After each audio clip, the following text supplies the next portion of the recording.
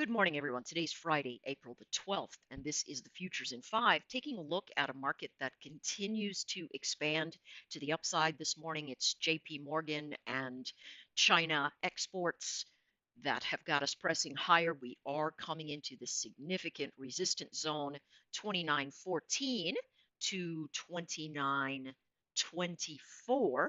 My thought is that 29.1750 ought to give us a little bit of congestion if 2914 does not. So that's what we're looking at. Formations are still very bullish. Remember, technical divergence does not tell us to take a short. Technical divergence just tells us not to take a long at the highs. And for the last few days, take a look at this. Every new high we've had has pulled back. Upward movement, shallow pullback, same high, retest just a little higher, deeper pullback, retest of the high, pullback, breakout. Guess what? We're going to have a pullback. So don't trade out of the breakout unless you are planning on getting out very quickly.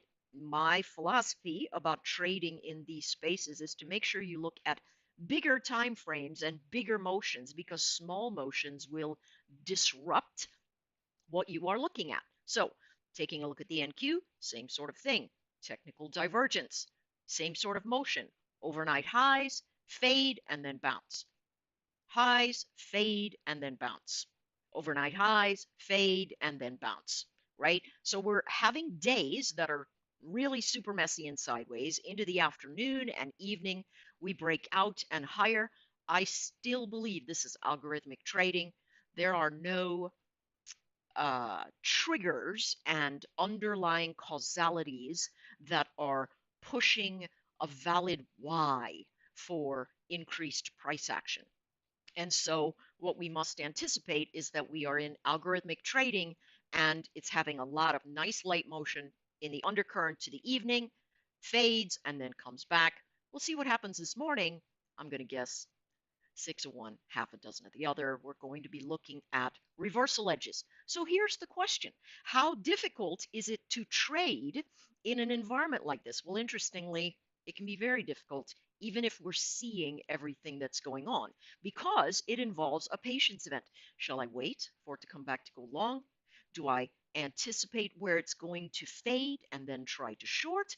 Both of those things are valid. And what we do as individuals is vacillate between one and the other.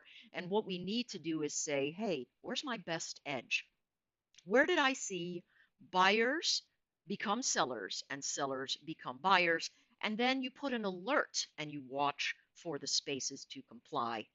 And that's how you do that. Taking a look at the YM, big bounce here in the overnight. I mean, very big bounce, lots of very nice recovery. But take a look at this. This is support that became resistance, and now it's flown right off of that edge. What do we expect under this kind of technical measurement? Well, it's the same thing. We expect a fade. So the question isn't, wow, look at that breakout. I wonder if I should chase it. The answer to that is no. What you should be thinking about is, wait, if this is a breakout and it's going to hold as relative support, what should the traders do in this particular way?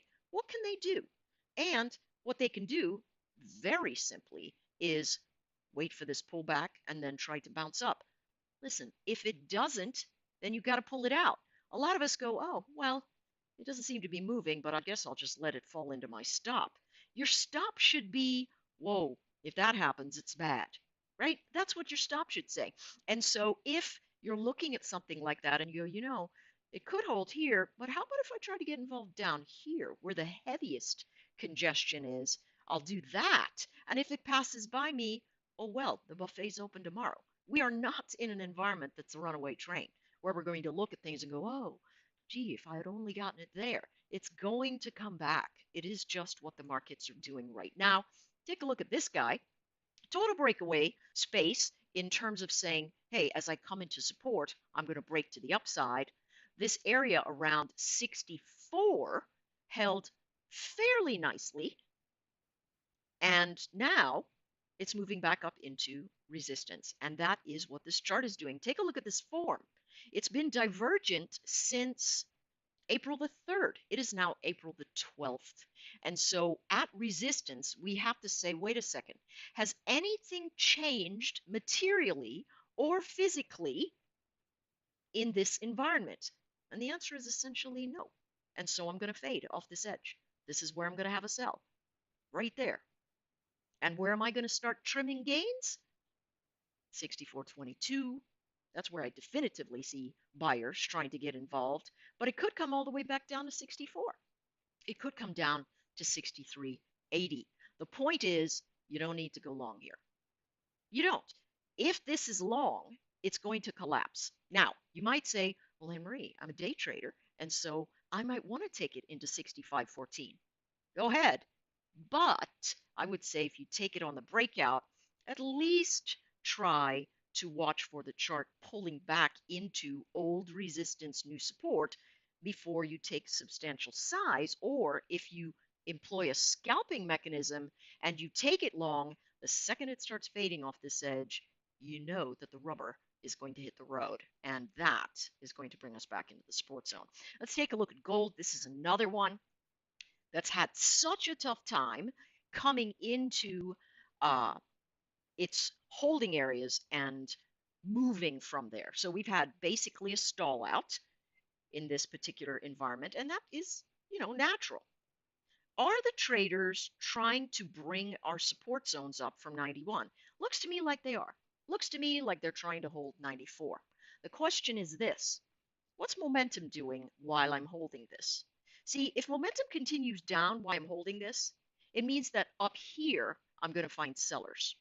Okay? So if you're looking at this to find buyers, it might drift a little further. What I do know is that up here, near my 1300 level, my 1298 to 1300 level, I definitively have sellers.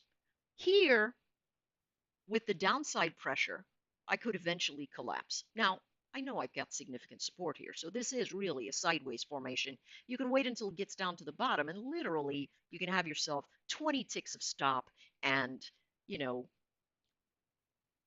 30 to 50 ticks of motion if you're fortunate in the space. I'm just saying be very careful when momentum is steep like this and price action moves sideways. Very often it dips down into the deeper edges, so you want to use caution there. All right, good luck and pay attention.